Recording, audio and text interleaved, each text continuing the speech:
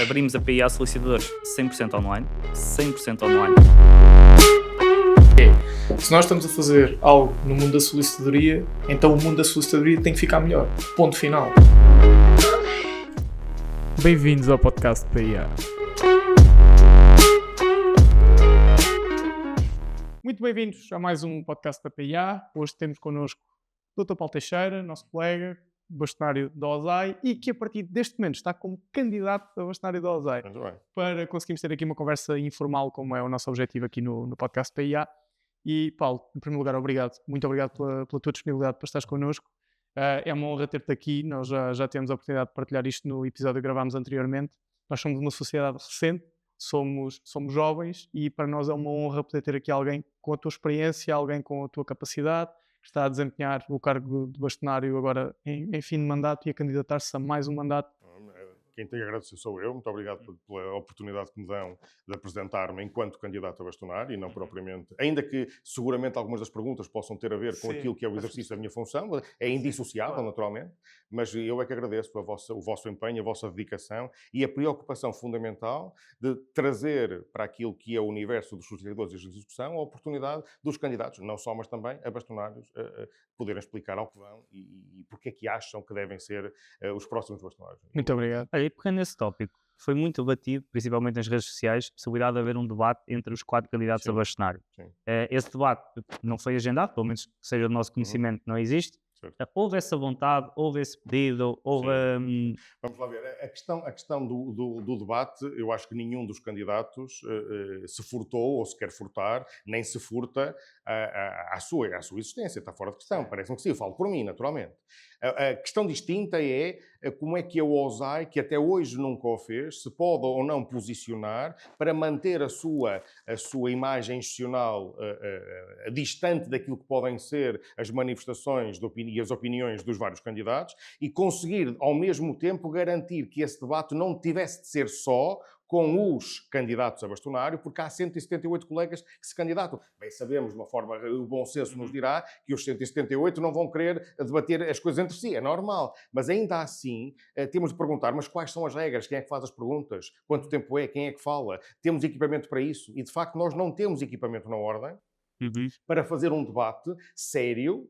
Um debate que permita, em termos técnicos, por exemplo, seria necessário no mínimo que tivesse 3 câmaras, precisamente para que os 4 candidatos e quem estivesse a moderar e a fazer perguntas tivesse capacidade, por exemplo, para clicar num botão e desligar o microfone, porque é assim que se faz o debate. Portanto, não havendo regras, porque nunca houve essa preocupação na ordem, nós estamos a falar de uma instituição que vai fazer, em 2028, vai fazer 100 anos, já passou por muitos processos de eleição e nunca houve. Portanto, o debate, não há dúvida nenhuma que é vontade de todos. Agora, é preciso encontrar meios para o fazer e garantir, desde logo, isso parece um fundamental, é que a instituição e os funcionários da instituição fiquem protegidos daquilo que pode ser uma intervenção ou, enfim, uma mensagens que podem ser passadas e não os pôr em causa e muito menos, não os colocar em causa, quero dizer, e muito menos ao OSAI. Agora, Sim, mas Paulo, estou a ver problemas e não soluções, ou seja, uma solução simples, fazer isso presencialmente, em qualquer auditório deste país, contratar um jornalista profissional para o efeito, dar, não sei, mas fazer-se uma reunião com alguém... Tal qual como vocês estão aqui a fazer isto hoje... Sim, 2 minutos, respostas rápidas... Não tenho dúvida, nós é que não temos condições no OSAI e depois é preciso pensar assim, vamos imaginar que um candidato, olha, para não falar dos demais, imaginem que eu perco a cabeça e que digo qualquer coisa que possa pôr em causa o bom nome da instituição. E agora, vejam o que é que pode ser a própria instituição que está a patrocinar e depois vai divulgar. Mas isso não está a acontecer já nas redes sociais? Ou seja, mas isso não é o OSAI que o está a fazer, não é? Mas são candidatos. Mas o candidato dirá o que muito bem entender. Agora, patrocinado pela própria OSAI é que não pode ser. Mas esses candidatos, na verdade, neste momento estão candidatos para virem a estar dirigentes. Na verdade, estão a falar para dentro e para fora. Primeiro erro, na nossa opinião, parece-me um erro, nós falamos muito sobre isto, é falar-se demasiado para dentro e nem é para dentro da profissão, é para dentro das candidaturas. Sim, mas depois marketing quase de guerrilha. Certo, exatamente. Mas depois paga-se um preço por essa comunicação para o exterior. Porque para quem é normal que à altura de campanha a comunicação seja mais ativa, mas para quem está de fora e vê uma comunicação tão ativa, será que não era melhor ver essa comunicação num debate? Eu não me oponho minimamente ao debate, agora tem que haver regras, como estava a dizer o Alfaiate muito bem, desde que, agora, imaginem, isso tem custos, evidentemente que hão de ser as candidaturas que vão de suportar esses custos e não propriamente ao OSAI. O OSAI não tem nada que fazer, não faz sentido nenhum, não está calhada para isso. Portanto, o debate, isto é, colocarmos no binómio debate versus ordem, as coisas não têm de estar necessariamente associadas, porque a ordem não existe naturalmente. A única coisa que diz o regulamento, e muito bem que diz, é que deve a ordem, dentro daquilo que é razoável, vamos usar de bom senso, disponibilizar os meios que tiver para... Mas esses meios têm que ser disponibilizados para todos quantos queiram e não o primeiro que levantou o dedo, porque não é assim que as coisas funcionam. A não ser que, por exemplo, vamos imaginar que os 3 outros candidatos contra mim, isto é, que também são candidatos como eu, decidem fazer um debate os 3 e a excluem. Imaginem que tomam essa decisão. O problema não se coloca, porque o OSAI não tem nada a ver com isso. Se o quiserem fazer, que o façam. Agora, acho é que podia ser importante para os associados que esse debate existisse, mas naturalmente que esse debate tem que haver regras, porque, com toda a franqueza, tem sido usado algumas... frases, alguns temas, tem-se desvirtuado muito a instituição propriamente dita, a reboque de uma candidatura, e ela merecia um bocadinho de melhor tratamento. A instituição, não estou a falar de Paulo Teixeira, né, e muito menos do bastonário Paulo Teixeira, mas a instituição em si merecia um tratamento diferente e tem sido maltratada precisamente porque alguém quer conseguir captar a atenção dos associados através de factos que ainda por cima não estratégia de guerrilha. Normal, é uma estratégia de guerrilha, normal, mas isso cada qual ficará. É uma estratégia, por exemplo, a mim não me diz absolutamente nada. Não, a mim também não. A mim também não me diz nada. Eu ganhei as últimas eleições precisamente pautando o meu comportamento, precisamente para não dizer mal e muito menos criar mentiras e depois aparecer com soluções milagrosas. Sim. Foi exatamente essa uma das razões fundamentais para que os colegas, há 3 anos atrás, tivessem mudado de rumo no que diz respeito à nossa instituição. Correto. Mas enquanto sócio, associado e pagando cotas que eu sou, eu teria todo o gosto de ver esse debate e eu acho que deveria ter sido patrocinado pela OSAI. E devia ter sido organizado, lá está, nunca foi feito. Ok, alguma vez vai ter que ser a primeira. Sim. E se isso fosse feito uma primeira vez, seria depois prática para o futuro. Eu não discordo, mas há um pequeno pormenor que é preciso que os colegas fiquem a perceber. O bastonário desta casa não tem autonomia para tomar essa decisão. E mais ainda, e é suspeito na matéria, tem que ser o Conselho Geral. Okay. E o Conselho Geral não vai naturalmente reunir... Mas pelo menos metade dos bastonários... Houve algum pedido? 3/4 dos candidatos estão no Conselho Geral. Sim, muitos deles estão no Conselho Geral. Era uma questão de ser levada, de ser colocado esse assunto no Conselho Geral. Confesso-vos que sinto-me até de alguma maneira desconfortável a tomar quaisquer decisões nessa matéria, porque eu não sou insuspeito, eu sou mesmo suspeito porque eu sou candidato e sou líder de uma candidatura que tem uma data de colegas que candidataram a um monte de órgãos e, portanto, não me parece que nós tenhamos necessariamente que estar a colocar a instituição propriamente dita a patrociná-lo. Agora, impedir que isso aconteça também não impede, mas acho que era muito razoável que tivesse havido, não tem que haver, mas que tivesse havido um acordo entre todos, de modo a fazê-lo fora. Claro, então, nós suportávamos os custos em pé de igualdade, fazíamos uma entrevista, não vejo por que não. Sim. Mas eu aí vejo um problema, porque depois a independência aí pode ser posta em causa, porque, vamos a ver, se tiver os 4 presentes ninguém vai dizer nada, mas imagine-se que no futuro há 3 listas e só se faz um debate entre 2 e se deixa o outro de propósito fora. Isso é um problema. Mas isso é problema se fosse o OSAI a fazê-lo. Se fosse a deixar alguém de fora. Mas de forma independente, depois já não vamos ter o mesmo controle. E aqui é importante ao OSAI ter esse controle e promover isso de forma regular.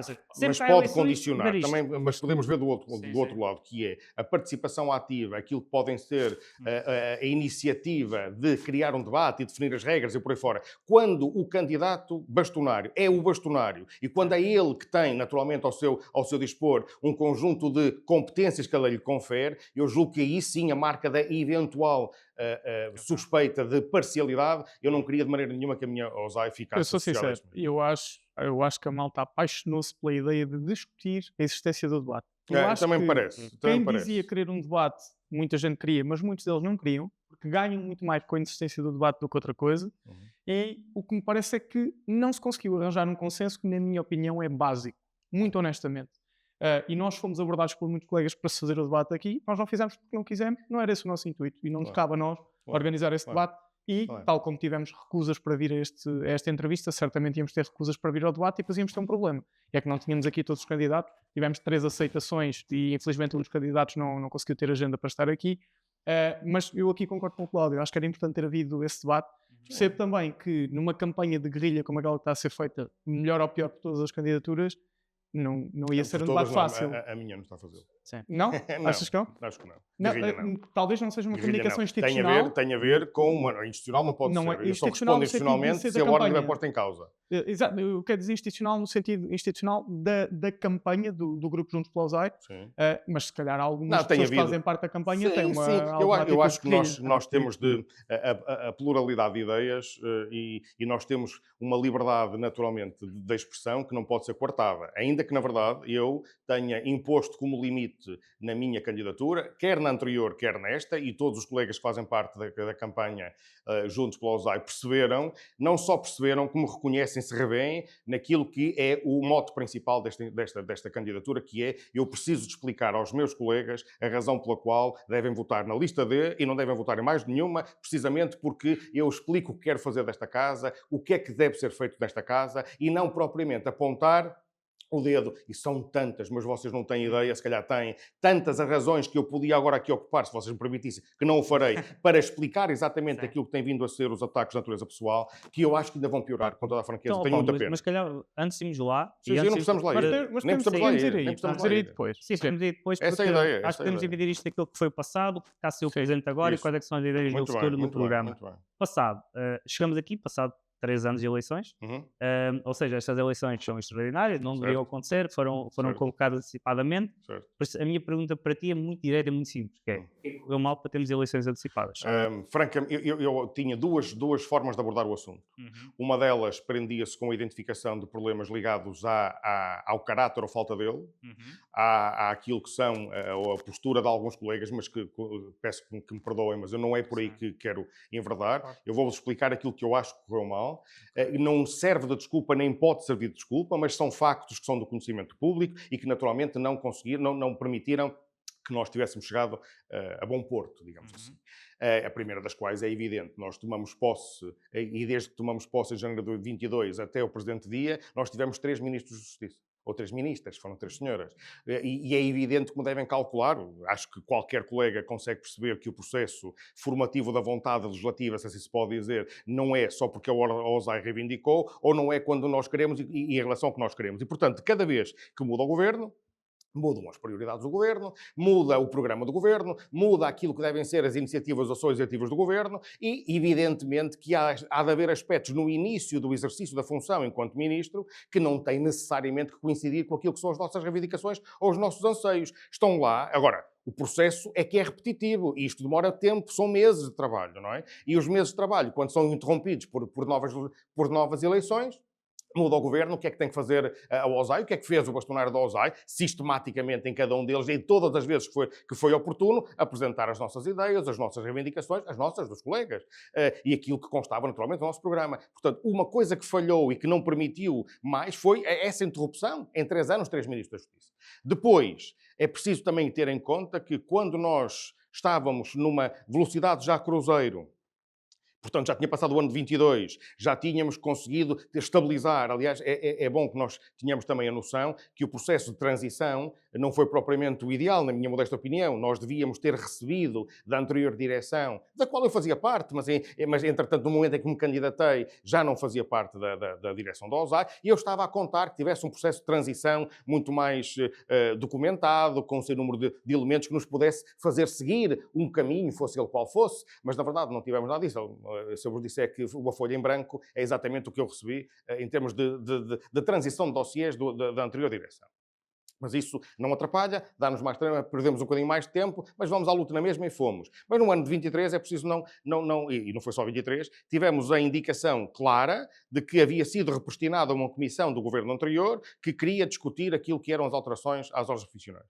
E a ideia que nos foi transmitida nos corredores do Ministério da Justiça foi que, esta nova comissão, que vai estudar o mesmo problema, porque tem a ver com o PRR e não só, também com a Autoridade da Concorrência, é uma comissão mais soft, permita uma expressão. Não tem propriamente ideias muito radicais no que diz respeito aos atos próprios, nem às competências e à estrutura orgânica da instituição.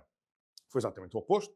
Nós não só assistimos a uma comissão que quis, bem para além daquilo que era necessário e dando de como certo que o PRR era uma condição quase sine qua non para que o governo tivesse levado, o governo do Partido Socialista, não é? Tivesse conseguido fazer o que fez, mesmo que esse argumento seja válido, há aspectos é que o Ministério da Justiça e o Partido Socialista, porque era quem governava, porque a Assembleia tinha uma maioria parlamentar, quis levar bem mais longe do que aquilo que era necessário. Falo-vos designadamente daqui da alteração da Lei dos Atos Próprios, que era perfeitamente desnecessária, não estava sujeita ao PRR, podia ter perfeitamente sido deixada de lado e não foi. E, portanto, passamos um ano de 23, ou grande parte dele, e não só, a tentar, bem, desde logo lutar contra projetos de partidos políticos que hoje também ainda têm assento parlamentar e, portanto, eu não sei se mudaram muito de ideias, esperemos que tenham mudado, de que queriam extinguir ordens profissionais. Aliás, a proposta inicial era da extinção de 12 ordens profissionais, entre as quais a nossa. Mas não te parece, não te parece que a influência... ordem dos advogados, não era? Peço desculpa.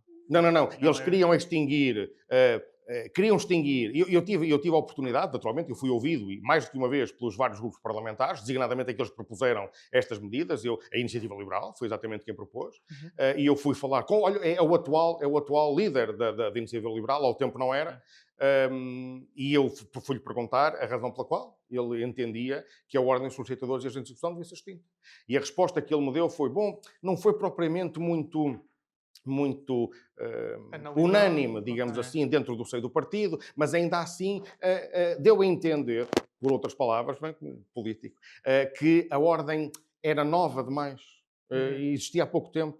Sim. E esta confusão é inadmissível num deputado da nação. Eram 18 ordens, achou que eram para ser eliminadas, se não me engano. Não, a proposta que apareceu por escrito na ordem é a eliminação de 12 ordens profissionais. 12 ordens. Okay. E então dizia que era uma ordem nova. Foi curioso quando eu lhe disse que eu, se estiver na direção desta casa em 2028, terei todo o gosto em convidá-la para o centenário da existência da associação. Não é da profissão, que ela tem muito mais anos, tem mais de 500 anos, mas, aliás, até terá mais, mas pelo menos documentado tem mais de 500 anos. E a verdade é que ela vai fazer 100 anos, porque o Estatuto... Okay. E sim, com esta alteração ao Estatuto, entendes que não foi possível colocar em prática o trabalho que era aquilo o vosso... Não facilitou nada, pelo contrário, até porque tudo quanto era, vejam bem, muitas das nossas reivindicações, nossas, dos associados, não são novas, não foram inventadas, elas não resultarão materializadas apenas com a vontade institucional da OSAI.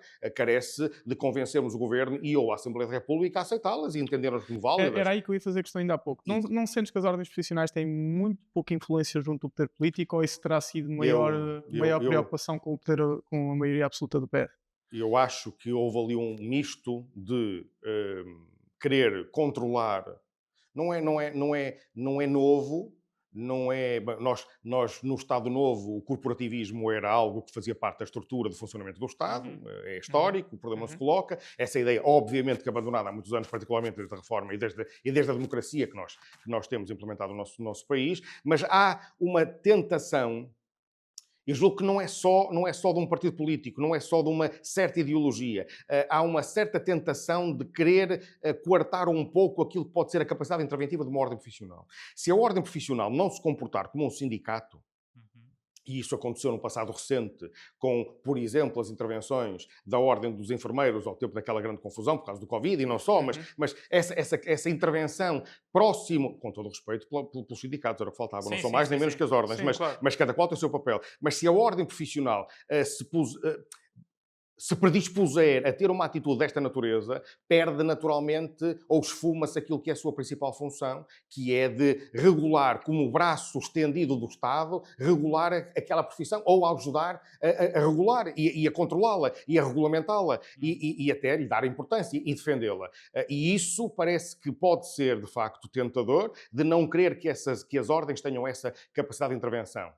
Há ordens, naturalmente, que têm uma capacidade de intervenção muito maior, não só pela sua dimensão, mas também pelos profissionais em si, mas a ideia foi transversal, isto é, nós vamos querer designadamente a questão do órgão de supervisão. Basta só perceber que quando o Sr. Presidente da República, a nosso pedido também, que deveria, se ela assim entendesse, requerer a fiscalização preventiva da constitucionalidade do diploma, ele acabou por dizer que do diploma como um todo não, mas do diploma no que diz respeito à existência de um órgão de supervisão com funções de caráter executivo, ele disse, mas para quem quis ouvir, e estavam presentes os 20 bastonários das 20 ordens profissionais, ou 19, mas não importa. A verdade é que ele disse que eu não tenho dúvida nenhuma da inconstitucionalidade da medida, porquanto o órgão de supervisão, sendo um órgão ainda para mais que tem uma composição cuja maioria não pode sequer ser associado da associação em si, mesmo que de uma forma umbilical não exista uma ligação com a tutela, porque de facto não está lá nenhum membro do governo, não está lá nenhum membro do ministério indicado ou imposto, porque é de sufrágio, as pessoas candidatas, como está a acontecer agora. A questão é que, tendo funções de caráter executivo, como tem o órgão de supervisão, fere aquilo que deve ser a autonomia no exercício das competências que a associação tem, porque fica refém daquilo que é a intervenção do órgão de supervisão com capacidade executiva, quando na verdade não a deve ter. Sim. E esse foi o ponto. Vamos ser honestos. Tinha que vir dinheiro da Europa e tinha que cumprir as ordens da Europa. Isto é uma hierarquia. Com todas as ordens superiores. Nós somos um peixinho no fundo do aquário. Nós somos todos, porque notem, a ordem dos contabilistas certificados também teve o mesmo. A ordem dos advogados tem o mesmo. A ordem dos médicos também tem o mesmo. Atenção, temos que ser claros que eles tiveram quase a perder a competência exclusiva de, quando existe uma empresa, tem que ter um contabilista associado. Certo. Isso estava para ser retirado e não foi. E não foi. Não foi. Mas eu compreendo porquê. Foram alterações transversais de todas as ordens, tinha que ser feita, havia dinheiro da Europa e, olha, há dinheiro da Europa, o que é que vocês querem que nós fazemos? Absolutamente. Sim, mas da mesma forma como aí o Ministério nos bateu, nós também podemos bater de volta. Claro. E houve agora uma solução que foi... Uma hipótese. Digo uma solução que foi colocada até em prática a ordem dos solicitadores e a ordem dos advogados, que foi ajudar na regularização dos imigrantes. Isso mesmo. Por 7,5€. Isso mesmo. Antes de mais... 7,5€, o valor esse que até foi apresentado para a ordem dos advogados. Mas nós apresentamos o valor superior. Pronto, mas antes de mais, ninguém nos explicou, enquanto associados, qual é que era o trabalho, quanto tempo é que demorava. Acho que foi-nos colocado ali, olha, tem esta hipótese, recebem 7,5€. A discussão nem está no valor, porque o valor pode fazer sentido. Eu não sei se faz sentido ou não. É isso, esta é a nossa dificuldade. É muito difícil nós podermos fazer um juízo de valor acerca daquilo que nós, ou que vale o nosso trabalho. Mas o que é que se passou entre portas? Ou seja, qual é que foi a discussão ali? Foi a OSA e a OA estão disponíveis para ajudar? É muito simples de explicar e muito claro. A pergunta é tão simples quanto esta. Nós temos de arranjar uma solução. Nós precisamos de atacar este problema que é um flagelo nacional e AIMA, ao tempo, nós queremos saber se os solicitadores e os advogados, mas enfim, falaram primeiro separadamente, se estão ou não estão disponíveis para. Não se falou em valores, não se falou o que quer que seja. Se estão disponíveis para. E é evidente que uma das funções primordiais da associação é colaborar na boa administração da justiça. E, portanto, se o governo tem, seja ele qual for, tem um desígnio que precisa de ser auxiliado, e se nós entendemos que é uma luta justa e na qual nós devemos participar para colaborar, como sempre fizemos, nós temos vindo a ganhar competências ao longo dos últimos 30 anos ou 20 e tal anos, precisamente por esta postura e não o contrário. E não de bandeiras no ar, a reivindicar o que quer que seja, porque, enfim. Agora, é essa a nossa postura e continua a ser. Quando discutimos os valores, evidentemente que nós já sabíamos que o Estado não paga bem. Não paga bem a lado nenhum. E, portanto, não estávamos à espera que os colegas ficassem ressarcidos daquilo que merecem ser pelo trabalho que vão desempenhar, não tenho dúvida. A questão é saber se ou nós dizíamos sim, estamos disponíveis, ou nós não estamos disponíveis. E mesmo que nós disséssemos não estamos disponíveis, porque o valor, imaginem que é pequeno, é uma mensagem errada que se passa, primeiro porque se fosse assim tão pequeno e se os colegas não sentissem este chamamento para poderem colaborar e também para mostrarem o seu escritório, e também para mostrarem aquilo que é a capacidade interventiva e a competência profissional do solicitador. Por um preço muito baixo, eu não diria ridículo, porque também não gostava de usar a expressão, mas é baixo. É perto disso. Mas é baixo para o solicitador, é baixo para o advogado, é baixo porque o Estado não paga mais. Agora, imaginem aquilo que poderia ser a nossa estratégia, na minha modesta opinião, errada, dizer assim, não, eu vou defender os interesses dos solicitadores e vou achar que nós não devemos participar neste projeto porque o valor é curto. Não tenham dúvida rigorosamente nenhuma que hoje só tínhamos advogados a fazê-lo. E, portanto, e depois a reivindicação era outra. Porque é que nós não fomos? Porque é que não estivemos lá? A questão de nós valorizarmos o nosso trabalho é, desde logo, subjetivo, não é? Começa logo por aí. Sim. Mas eu nunca tive esperança de não estar, de receber ou de o Estado vir a pagar justamente aos nossos colegas, porque essa expectativa não a tinha desde o início. Curiosamente, nós apresentamos valores de proposta superiores quase no dobro, diga-se de passagem, e que não foram aceitos, precisamente porque a Ordem dos Advogados... Mas aí vocês não deviam ter falado antes? Vocês, OSAI e OA? Não, a questão é que nós falamos antes e a ideia foi nós vamos apresentar valores razoáveis e a troca foi neste sentido. Nós apresentamos este valor, não é? E a seguir a Ordem dos Advogados apresentou na reunião respectiva um valor diferente. Houve aqui uma grande revolta por parte dos colegas que eu consigo compreender e que me parece que ambas as partes têm razão. E o que é que faltou? Eu acho que faltou isto. Acho que faltou uma explicação. Sim. Acho que faltou comunicação. Ou seja, o que é que aconteceu aqui? Claramente isto foi uma questão de, mais uma vez, apoio da OSAI ao governo. Eu, desde o início, percebi que nunca ia sair daqui um valor relevante, mas a maioria dos colegas, quando ouviu a comunicação de estarem a ser negociados protocolos com a AIMA, aquilo que ouviu foi uma nova competência.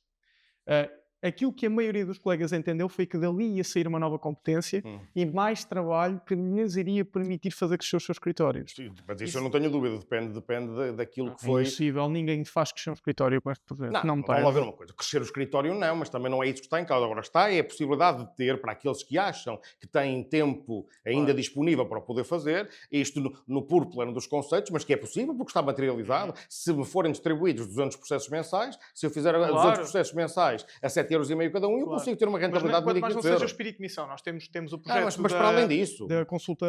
E fazemos gratuitamente, há anos. E há quem o faça, já fiz vários, há muita gente a fazê-lo e toda a gente faz voluntariamente.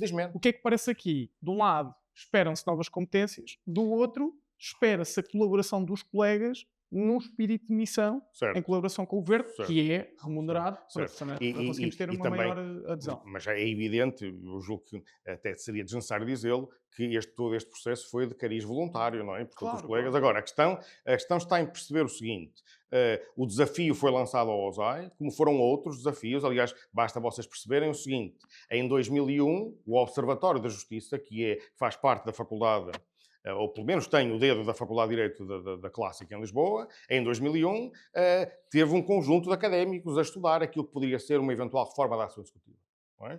E a ação executiva entraram os colegas, todos os que entraram de início, nem tão pouco sabiam quanto é que iam ganhar. E a verdade é que, quando foi feito esse desafio, o que foi dito, e bem, foi: nós temos aqui um nicho de intervenção, nós podemos ganhar competências, nós podemos vir a ganhar dinheiro com isso, e o sucesso está à vista, e ainda bem que assim foi. No que diz respeito a este da AIMA, novas competências, confesso-vos que não vejo o que é que pudessem ser competências, porque os atos que vão praticar já são das competências que os legisladores já têm. Muitos colegas já se dedicam precisamente, não só, mas também àquilo que é a legalização, passo a expressão, de estrangeiros em Portugal, isto para não entrarmos em detalhes técnicos, claro. Mas esta foi uma oportunidade para que o governo, mas essencialmente o cidadão, não só o estrangeiro, mas o cidadão, passasse desde logo a perceber que, para além de advogados em Portugal, há subscriadores. E sem a nossa intervenção, bem sei que não era melhor a 150 € a hora, claro que era, ou 15 € ou 30 ou 40, sem dúvida nenhuma. Pena foi que nós não tivéssemos conseguido convencer, mas ali a solução era esta: ou é assim. Nunca foi dito assim, vamos ser sérios. Mas, sérios não, vamos repor a verdade, até porque há outras instituições aqui em causa. Mas não houve capacidade de negociação, porque se a ideia era, como já temos alguém que faz e tem um número muito alargado e que sozinho consegue fazer, para nós entrarmos temos que aderir, digamos assim, não é? Ok, Paulo. Ok, se calhar estamos aqui, é isso, estamos muito no capítulo do bastonário, vamos ao capítulo candidato. Mas antes de chegar ao programa, e até foi uma das perguntas que nos fizeram na caixinha que nós abrimos, foi o que é que afinal se passou com as contas? Para quem é associado à ordem, está completamente fora disto, o que é que houve esclarecimento? Houve uma discussão sobre as contas, o que é que se passou com as contas, afinal, como é que está a saúde financeira da ordem? Está melhor que a minha, porque eu pelos vistos, sou hipertenso, descobri há pouco tempo, e portanto está muito melhor que a minha. Sim. Mas a importância da saúde financeira da OSAI é obviamente bem mais importante que a saúde física do Paulo Teixeira. Mas, graças a Deus, também não está assim tão mal quanto isso. Quanto às contas, eu queria só voltar, não é para falar de mais nada, voltar atrás para dizer isto. Há bocadinho disseram, e bem, que pode ter havido a percepção, correta ou incorreta, mas eu inclino-me para que seja correta, que houve um déficit de informação, ou se calhar a informação que foi prestada nós julgamos-la útil e julgamos-la adequada, mas se calhar não conseguimos perceber que ela, quando ao destinatário chegou, não pode ter ficado com a percepção errada, ou pelo menos com dúvidas. E, portanto, déficit de comunicação, não tenho dúvida nenhuma. que nós temos de aprender, e faz parte inclusivamente do programa, nós temos de aprender e temos uma equipa dedicada a isso mesmo, para saber comunicar. Não é comunicar só por comunicar, para dizer, olha, a Ordem está a fazer alguma coisa. Não, comunicar precisamente para que os colegas consigam permanentemente estar a par daquilo que a OSAI vai fazendo, seja a nível nacional, seja a nível regional, e isso é fundamental. E essa questão das contas, quando falam em esclarecimento, vamos ter de explicar as coisas de uma maneira muito simples. O esclarecimento técnico-jurídico foi prestado. Foi prestado no envio das contas para todos os colegas antes da Assembleia Geral. A explicação está lá feita. Tem expressões de natureza contabilística ou financeira que, naturalmente, alguns colegas não dominam. Não tem que dominar. Se dúvidas tiver, também perguntam. O problema das contas, na minha modesta opinião, só tem a ver com uma coisa. Havia uma intenção claríssima de que este mandato não chegasse ao fim.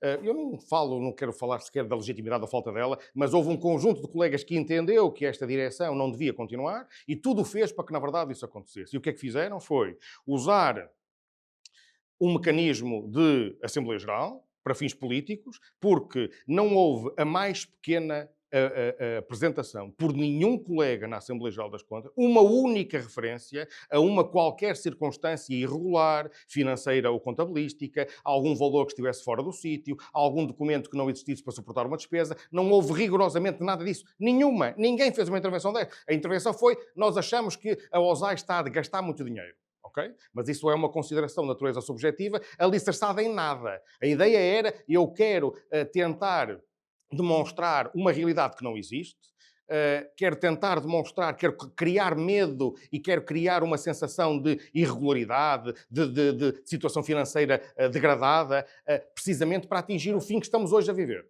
o fim das eleições. Não tenhamos dúvida disso. Aliás, basta só recordar o seguinte, está gravado e está na ata.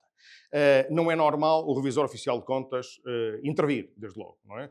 Enfim, a posição dele distanciada. Ele, não estou a falar da pessoa em si, a função do revisor oficial de contas pertence ao Conselho Fiscal. Teve, em tom desesperado, levantou-se na Assembleia no final da votação e disse, os senhores sabem o que é que acabaram de fazer, não apontaram um único problema de natureza financeira ou contabilística que justifique o chumbo das contas. Vocês têm noção do que fizeram? É evidente que o número de colegas presentes, que têm o mesmíssimo direito de lá estar e têm a mesmíssima legitimidade para votar como qualquer outro, mas estavam em maioria e, portanto, decidiram... E, aliás, a coisa estava a tal ordem premeditada que, em algumas procurações, ou se calhar em muitas, e não precisamos entrar em detalhe, já vinha preparada o voto de censura. Portanto, já estava a coisa preparada para... Nós temos ali um problema de contas, que não tem problema nenhum, que eu vou já explicar, mas que aproveitamos isso para chumbar, com despesismo. Agora, contas. A saúde financeira da Ordem está à prova do que muito bem entenderem. Eu convido qualquer colega a fazer-se socorrer de um revisor oficial de contas, de um auditor especializado, a consultar as contas, elas são públicas, e verificar onde é que está o problema ou a irregularidade. Coisa distinta é, nós tivemos durante anos a fio um projeto, e ainda bem que o tivemos, e tem que ser cultivado, e tem que ser melhorado, se nos deixarem também melhorar, e se tivermos a colaboração desde logo do Governo, estamos a fazê-lo, que se chama Geopredial, em boa hora existiu, e deve ser uma aposta, não tenho dúvida nenhuma, mas o Geopredial é um investimento como outro qualquer, e como em qualquer empresa, o investimento absorve recursos que a instituição tem, direta ou indiretamente, neste caso diretamente, os recursos da Ordem, e foi investido o dinheiro para um determinado projeto. Quanto? Há mais de 10 anos. Sim, mas as contas... Perto de €1 milhão. Mas a questão, muito desse valor tem a ver com o equipamento. O equipamento é caro. Aqueles aparelhos GPS, ao tempo custavam €5.000 cada um, portanto era bastante caro. E nós compramos-los. Mas não só. O investimento não é só disso. Também foi tudo quanto são os cursos, os recursos utilizados para formações. Bem, tudo isso são... custos para a OSAI. Mas em boa hora foram feitos. E ainda bem, e se calhar podíamos ter gasto mais. Às tantas, se tivéssemos gasto mais, não sei se a solução era diferente ou se o resultado era outro, mas quanto a isso nada. Mas há um momento da vida financeira de uma instituição em que os investimentos em curso deixam de poder estar em curso. É necessário amortizá-los.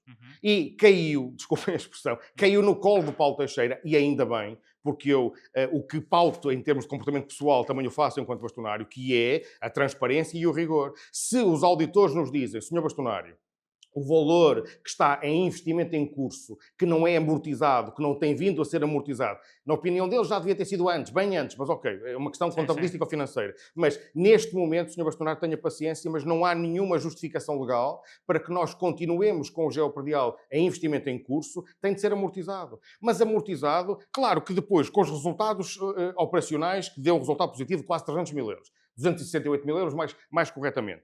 Com a amortização do investimento que teve que ser feito, dá um valor negativo. Só que o problema não está no valor negativo. O problema está na mensagem que se quis passar para fora, intencionalmente, sem pensar na OSAI, sem pensar nos associados, sem pensar no dano que estão a causar, porque vocês não têm ideia daquilo que é entrar nos gabinetes ministeriais e olharem e até fazerem perguntas como alguns já fizeram. Olha, mas eu ouvi para aí uma confusão por causa das contas, mas está tudo bem, não está? Ou seja, não fica lá dentro. Sim.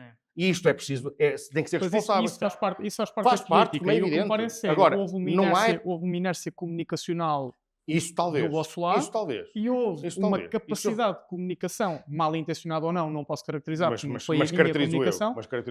E parece-me que mais uma vez... É que a ideia de forma genérica. A Ordem tem dinheiro. Muito. A Ordem não perdeu o ativo. Não. Vamos lá ver assim. Os investimentos fazem-se, vão-se fazendo, vão continuar a ser feitos. Houve outros projetos. Evidentemente que o projeto CISAI, o projeto de GPES inicial, também esteve, com o seu ponto de vista contabilístico, também esteve, em determinado momento, em investimento em custo. E houve um momento da história financeira desta casa que teve que ser amortizado.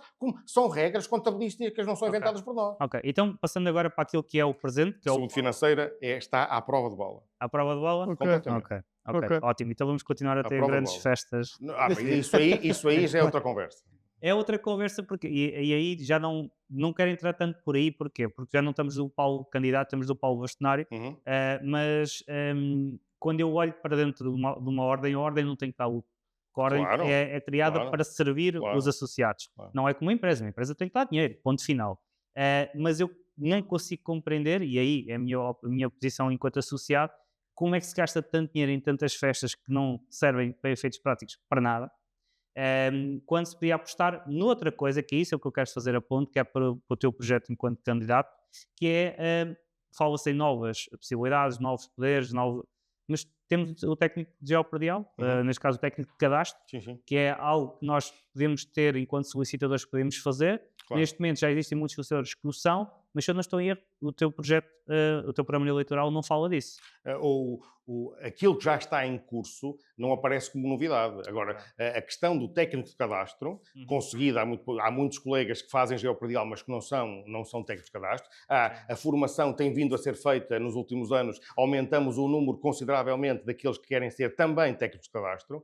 Essa aposta ligada naturalmente àquilo que são os desígnios do governo no que é o cadastro territorial diz respeito, não está completamente fora de questão que a OSAI seja arredada de. Coisa distinta é saber se os erros cometidos no passado, e erros não foram intencionais, eu se calhar não teria feito melhor, e eu fazia parte da mesma direção, que nós reconheçamos isso também, mas aquilo que aconteceu no passado, em que a Ordem foi pura e simplesmente posta de lado e copiado o seu projeto para apresentar uma ideia nova, ideia essa que não corresponde em termos de rigor nem para lá caminha aquilo que é o nosso geopredial, mas foi a vontade política da criação do BUPI. É preciso não esquecer que quando a doutora Anabela Veloso, se não me engano é o nome dela, Secretária de Estado da Justiça ao Tempo, e que tinha no seu pelouro, Anabela era, Veloso, confesso que até pode ser por associação de ideias, mas francamente, Anabela é. Agora não estou a recordar o nome. Mas quando chamou a si e quando anunciou publicamente a criação de um programa destinado ao cadastro, está claramente a beber na informação do geopredial. Claramente. E abusaram de nós. De tal ordem abusaram de nós que quando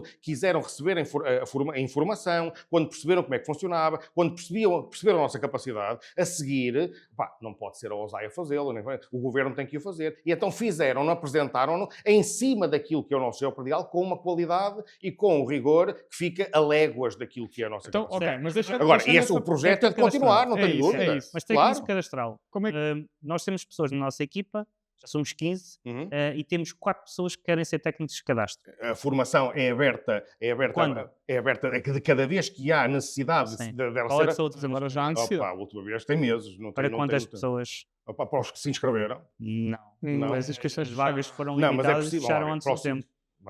vamos ser sérios, não só nas respostas como nas perguntas. A questão é, a formação não pode ser aberta sem que haja uma dimensão para aqueles modos de formação, porque não pode lá ter, não pode ser dar formação para 15 ou a mesma coisa dar para 500. Agora, a questão é, se há falta, e eu isso reconheço, não tenho dúvida nenhuma, nós não temos só a formação de técnico de cadastro para colocar, não são só esses os interesses dos solicitadores e agentes de execução, no que diz respeito à formação. O que eu acho é que nós temos de aumentar, se calhar, aquilo que pode ser a oferta formativa, não só nessa área, mas também nessa área, para permitir que mais colegas queiram, se assim entenderem, aderir ou quererem também a função de técnico de cadastro. Mas essa é uma ideia importante, é micro, passo a expressão, porque a ideia macro é perceber o que é que o Governo quer continuar a fazer. Mas o Governo vai continuar a apostar naquilo que é o BUP. E, olha, por exemplo, na última conversa que tive com a Sra. Secretária de Estado, a propósito não só, mas também deste assunto, uma preocupação, eu enquanto cidadão, enquanto solicitador, enquanto jurista, também lhe transmiti, que se prende com o seguinte,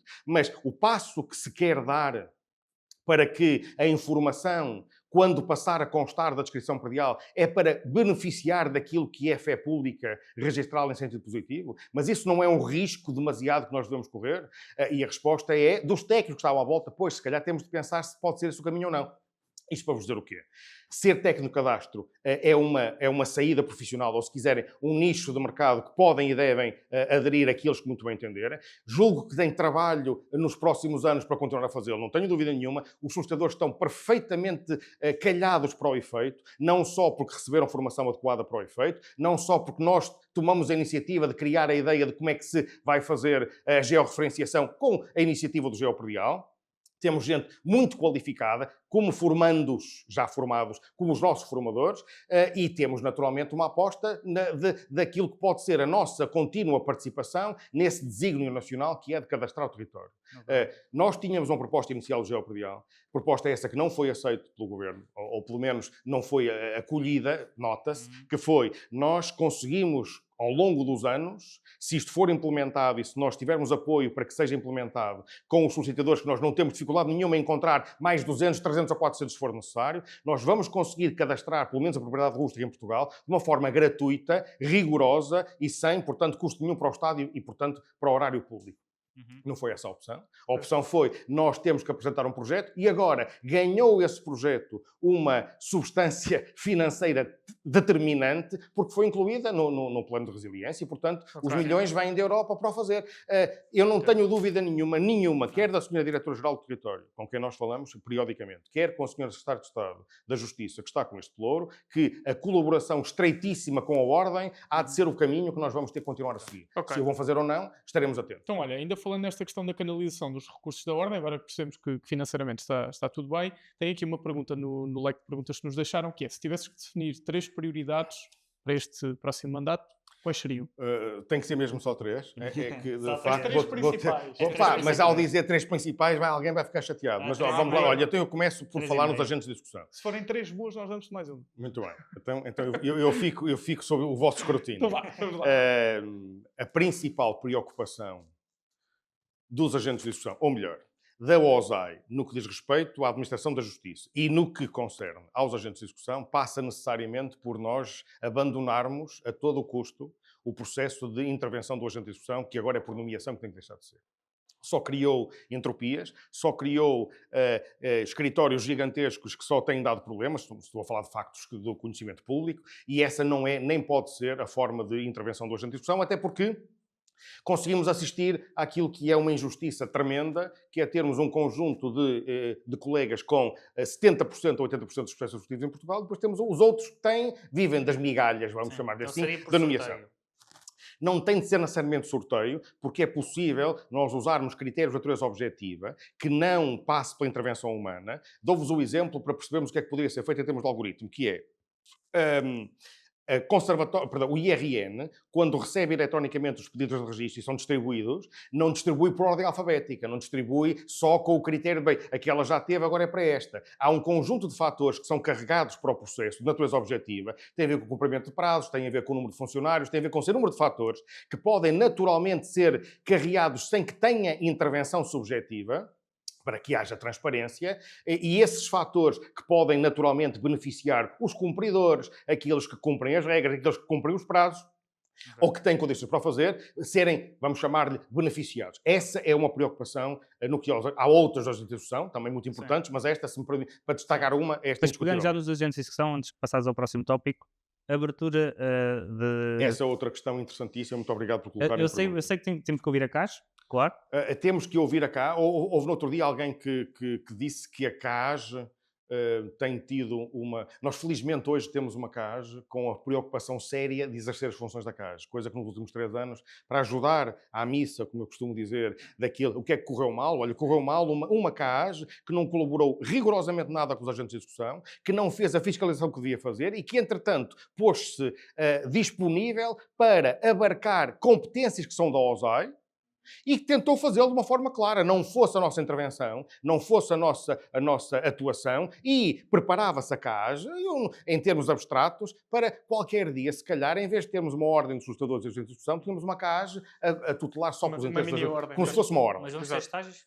Mas temos que ter estágios, eu não tenho dúvida nenhuma que temos. Já o defendo há anos, há muitos anos, voz vencida e com toda a legitimidade, respeito aquilo que foi dito pelos meus colegas no Conselho Geral em direções anteriores. Há muitos anos que eu defendo que à OSAI não foi conferida um cheque em branco para dizer se faz ou se não faz estágio para a agente de execução. Distinto é, quando comparado com o estágio para solicitadores, há números clausos, tem que haver números clausos, há poderes de ordem pública que têm os agentes de execução e que essas são razões suficientes para que se possa pensar em ter uma abertura controlada, digamos, e por isso os números clausos que ninguém contesta. Questão distinta é dizermos que o número de processos existente é, por si só, suficiente para que não se abra mais vaga. Há 13 anos que não há estágio para agentes de execução, mal. Na história da Europa contemporânea, basta pensar numa profissão que tinha centenas de anos de registro e que foi extinta por se fechar em si própria. Não é? Os avôs em França, de anos e anos e anos e anos, não entra mais ninguém, não entra mais ninguém. Só entra se morrer. E mesmo assim era preciso gastar centenas de milhares de euros para ficar com o escritório daquele que morreu. Como as farmácias, há muitos anos atrás, assim funcionava.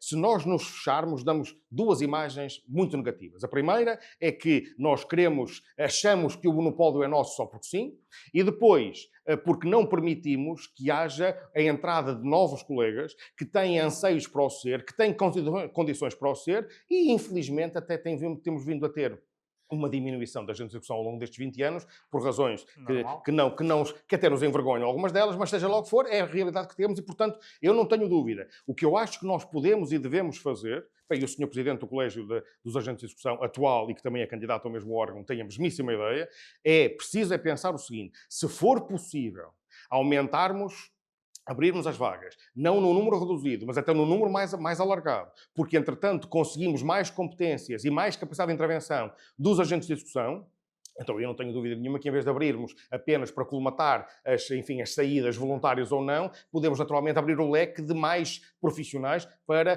perpetuar. É uma prioridade? Não tenho dúvida que é uma prioridade. Então, quais é que são prioridade e meia. Quais é que são os pontos seguintes? Não tenho. Mas interrompemos os dois aspectos ainda agora. tem 3, o Paulo ainda tem 3. Ainda tem 3. Tem 3? Tem 3. A agente de execução foi o que puxei. Okay. Não, eu aqui é um... Mas já estava uma. Tem mais duas. Eu posso ser candidato a uma terceira. Exatamente, muito bem. Exatamente. Até vou tentar convencer-vos. Há muitas prioridades, mas uma das que continua a ser luta nossa, estava no nosso programa inicial, não conseguimos, vamos nos bater na mesma, e não é só porque achamos que os solicitadores merecem também, indiscutivelmente.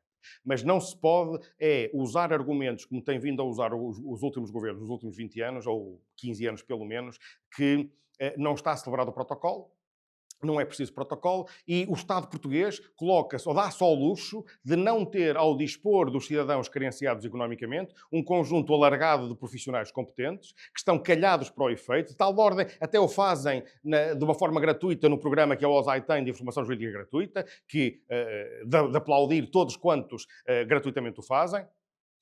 E essa questão de nós integrarmos o apoio judiciário não é só uma luta de natureza corporativa, não pode ser vista só como um anseio nosso, uma reivindicação. Aquilo que é a nossa capacidade e competências técnicas, aquilo que são as nossas prerrogativas, aquilo que é a nossa consciência ética no exercício da profissão, está há anos mais do que justificado para que nós pudéssemos integrar o apoio judiciário. Não há nenhuma razão válida, podem inventar as que quiserem, mas não tem nenhuma razão válida para que se sustente a ideia de, a não ser, conforme conversávamos antes da gravação, a não ser que, se ela estiver sujeita a um protocolo entre o Ministério da Justiça, a nossa ordem e os advogados, evidentemente será difícil nós estamos um aqui advogado... a falar o primeiro bastonário da Ordem dos Advogados que assinasse... Isso mesmo, isso. Por isso é que à senhora Ministra, a esta e às duas anteriores... Como é que tu te propões a resolver isso sem a Ordem dos Advogados? Ou seja, o que é que vai ser feito? É aquilo que já nós...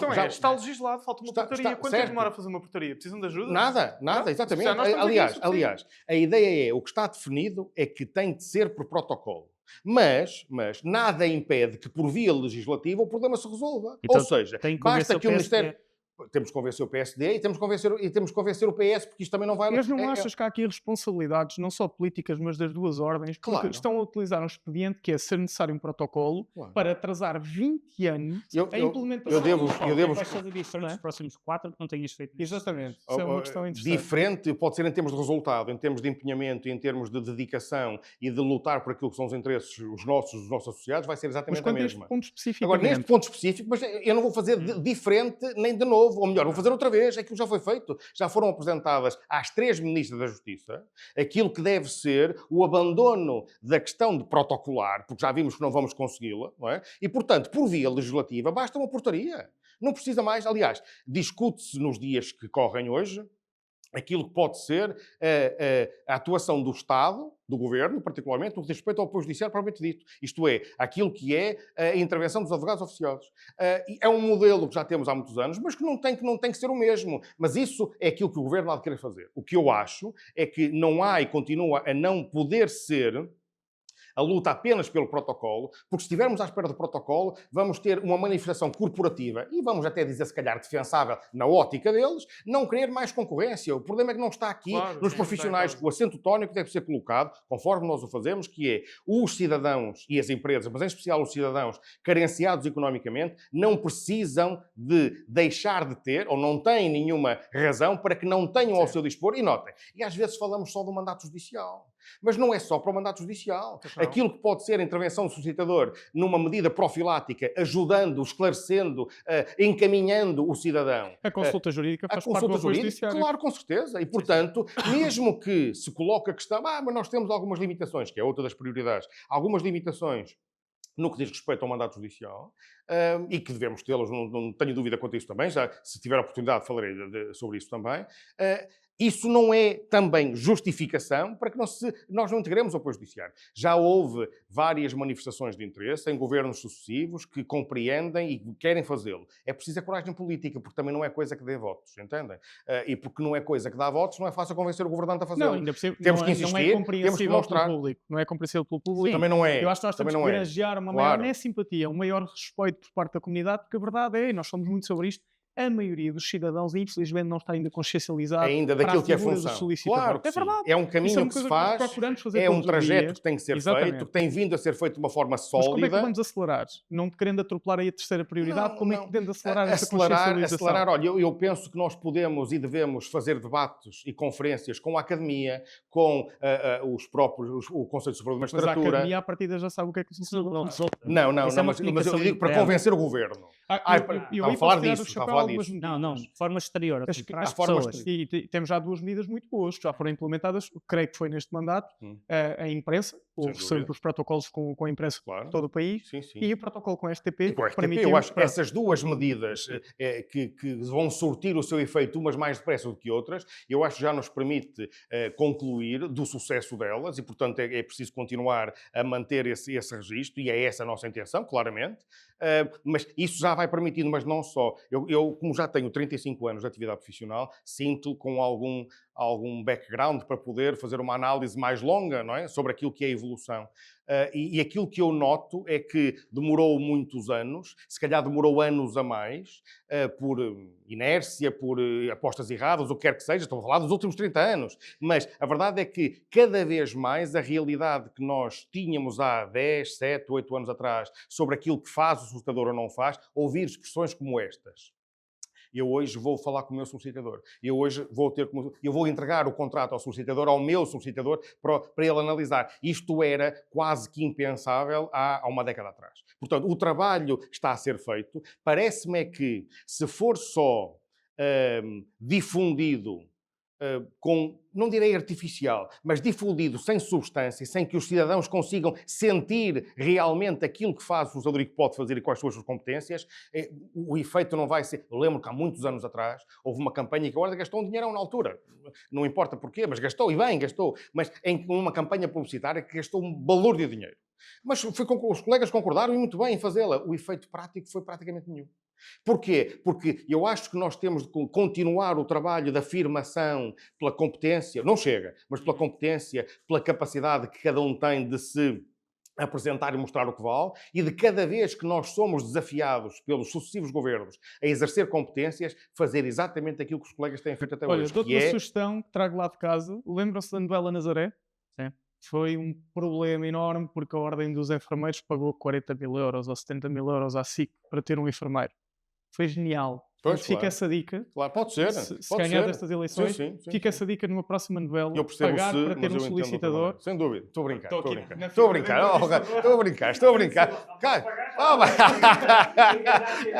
É já. Não, é uma belíssima ideia. É uma belíssima ideia. Nós temos... Foi a que sugeriu e eu na altura pensei... E essas sugestões, assim como outras, são sempre bem-vindas. Depende.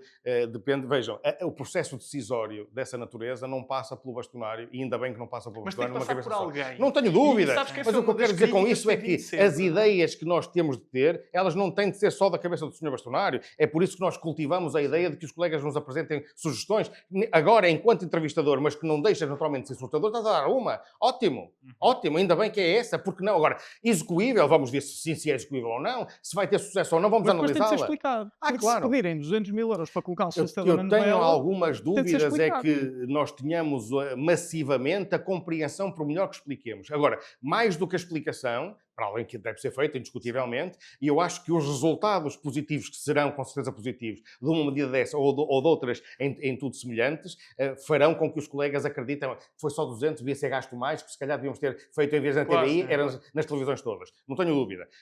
Nós temos uma equipa de funcionários muito capaz, muito interventivo, estou a falar da comunicação, e que tem experiência e tem profissionalismo e que também tem ideias. É evidentemente que nós temos que cultivar a afirmação da nossa competência, e eu acho que tem duas vertentes sempre. É da informação, esta que vocês estão a dizerem muito bem, e depois a outra que, para todos nós, e o motivo de orgulho para todos nós, é a garantia que nós já temos, que nós somos capazes de fazer, que quando somos desafiados para fazer, nós fazemos e fazemos bem. Não imaginam a alegria e a satisfação que eu tenho quando vou a reuniões do IRN, por exemplo. Não estou a falar recentemente, mas ainda não era bastonário, e essa alegria já existia, naturalmente, quando se dizia que os DPAs feitos têm problemas, claro que tem, como têm os outros notários também têm, mas que se sentia que a competência que tinha e que o governo quis, que reconhecendo que tinha para o fazer, foi acolhida, foi bem recebida e dá frutos, porque são competentes no que fazem, são rigorosos no que fazem, são briosos no que fazem. E isso é uma garantia da continuidade da nossa classe. Falando em competências, vamos à terceira prioridade. Sim, a terceira. A terceira prioridade tem a ver com os solicitadores, com aquilo que nós estamos aqui a falar também, que é uma luta que já tem muitos anos e que deve continuar a existir. Havia dificuldades para a sua implementação que há 20 anos, se quisermos, deixou de ter formalmente, que se prende com o exercício ou o alargamento do mandato judicial dos solicitadores. Nós não queremos ser advogados, não é isso que está em causa, é mais uma outra preocupação que é perceber assim. Há 20 anos atrás, aliás, há mais, há quase 25, nós não tínhamos, não se exigia formação académica para os solicitadores e, portanto, seria perfeitamente razoável que o Código de Processo Civil referisse que, ainda que se permitisse o exercício do mandato, com muitas limitações. E essas limitações existiam fundamentalmente pela falta de quadros mentais, pela falta de cânones mentais de um jurista na área científica do direito.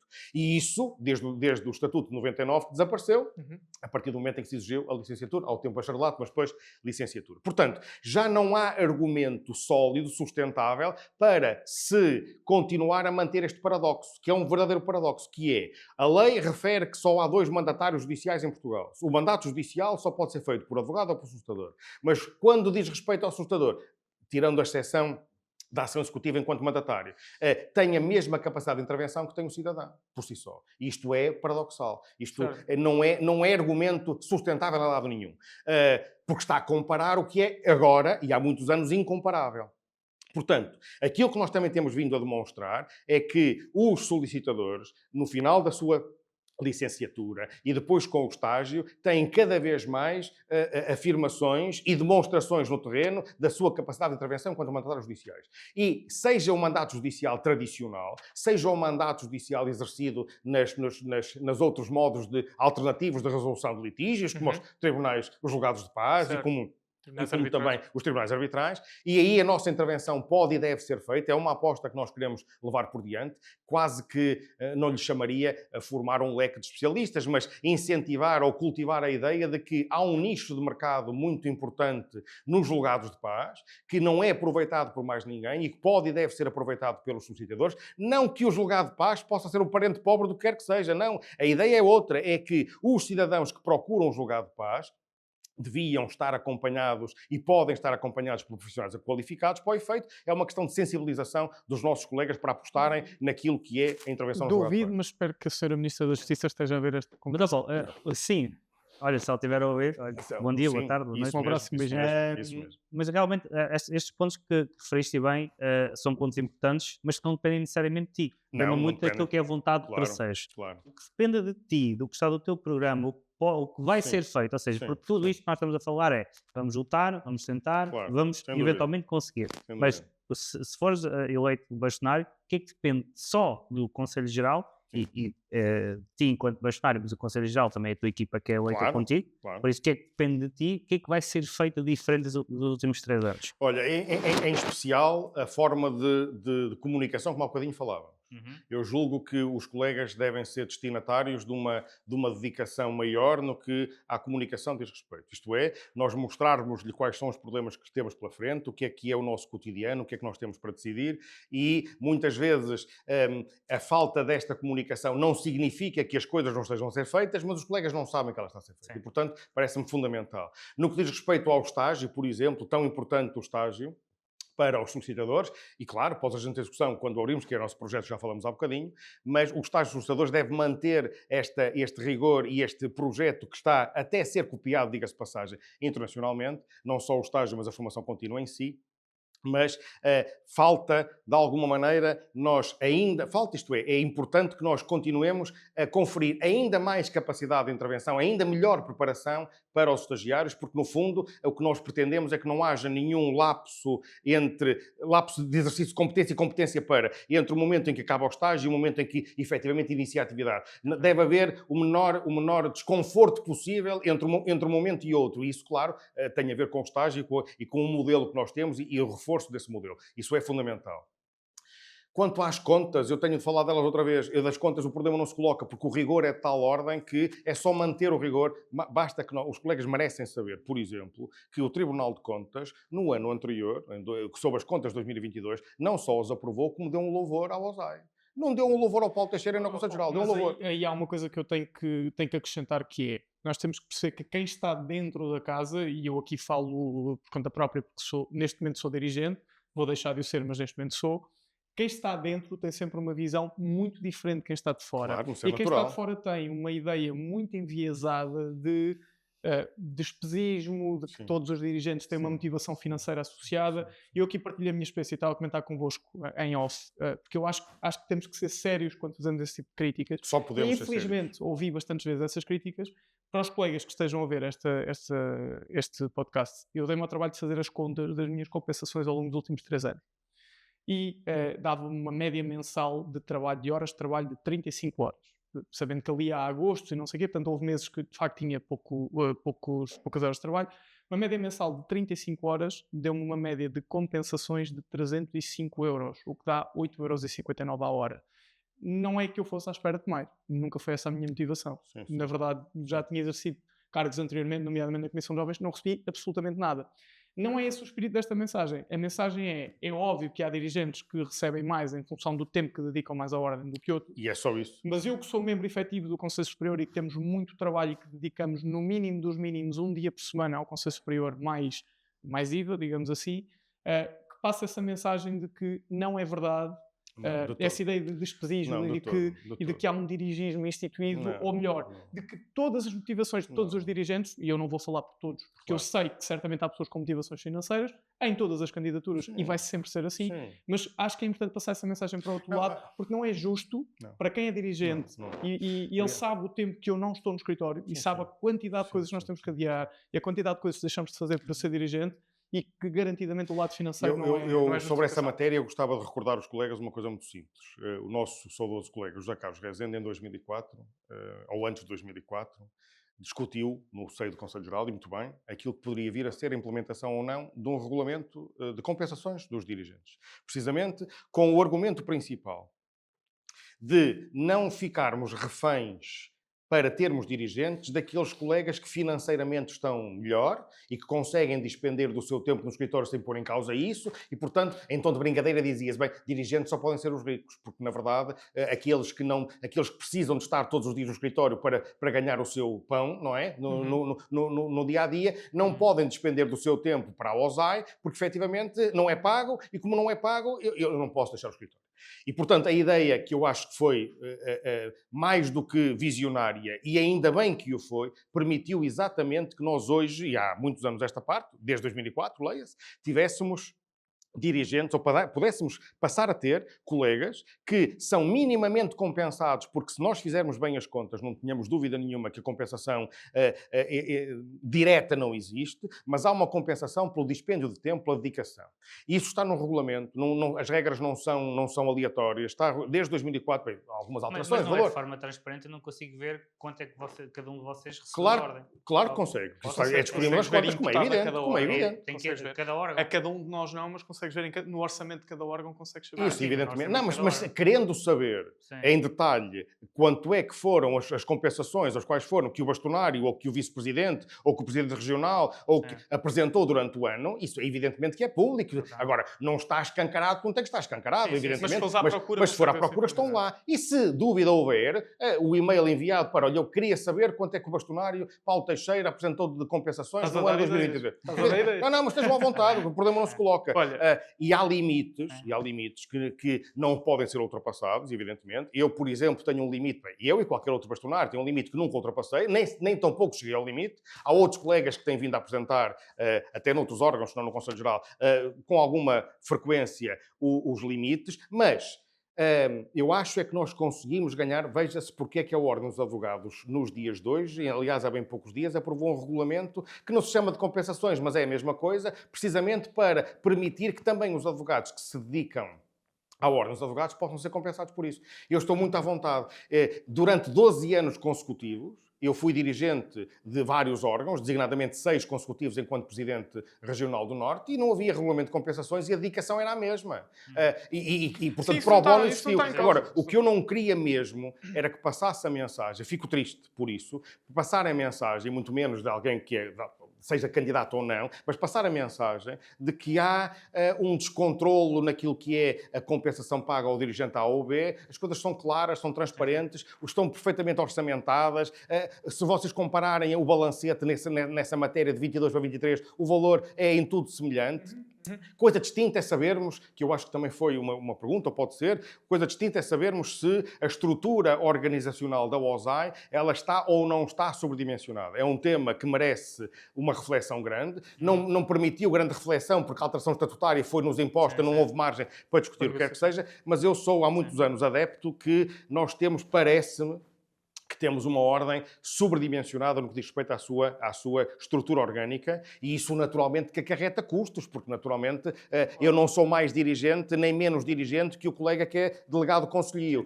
Mais, o regulamento de compensações, é bom que se recorde, não se aplica só aos dirigentes. Um colega qualquer que preste serviços à OSAI porque lhe foi pedido para o fazer e que não é dirigente, recebe a mesmíssima coisa. Paulo, estamos aqui a chegar ao final do nosso podcast. Vamos à última pergunta, com resposta em 2 minutos, não é? Sim, uma resposta em 2 minutos, que é o que é que te leva a recandidatar à ordem e se alguém está lá em casa ou no escritório a ver-nos e está na dúvida de quem votar, porque é que deve votar em ti?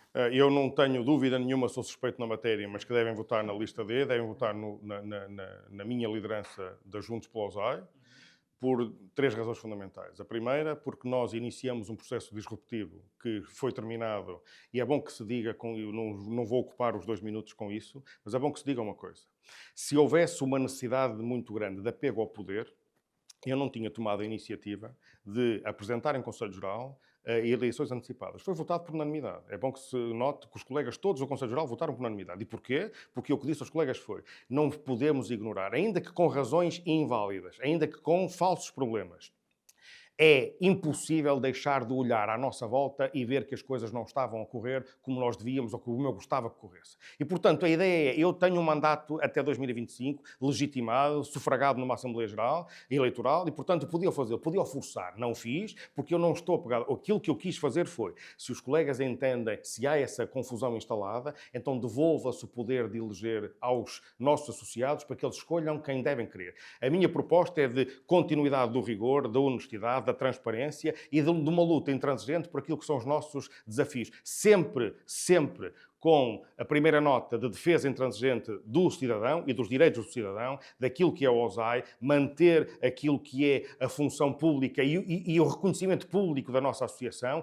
que demorou muitos anos a ser construída e que agora não pode ser vilipendiada de maneira nenhuma. Por isso, a aposta no Paulo Teixeira, a aposta na lista D, é efetivamente de manutenção daquilo que são as nossas exigências de natureza ética comportamental, mas com luta por aumento de competências, pelo reforço das competências e, essencialmente, o reconhecimento social da função de sustentador e do agente da discussão. Ok. Muito obrigado, Paulo. Paulo, obrigado muito obrigado por estares connosco. Mais uma vez foi uma honra ter-te aqui. Espero que, de alguma forma, para quem está lá em casa, este episódio possa ser um contributo.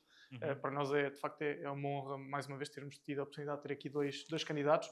Desejo-te a maior sorte. As eleições não serão no dia 6, mas a contagem dos votos será dia 6 de dezembro. Isso mesmo. E, portanto, não saberemos se dia 6 de dezembro o assunto fica fechado ou não. É natural que na madrugada do dia 7 exatamente. São muitos candidatos, são muitos votos. Desejamos-te sorte a ti e à tua equipa. Muito obrigado. E parabéns pela coragem de candidatar. Creio que temos esses parabéns também ao Rui Simão. Não sei se foi on ou não, não sei se foi off ou se foi on, mas demos esses parabéns também. Sim, é sinal de vitalidade democrática desta casa. E é preciso coragem para se ser candidato. Não tenho dúvida. E vocês tiveram todos essa coragem. Portanto, parabéns a todos os candidatos, os que aceitaram cá vir e os que não aceitaram. E obrigado pela tua disponibilidade. O prazer e a honra foi toda Muito obrigado. Muito obrigado mesmo. Obrigado.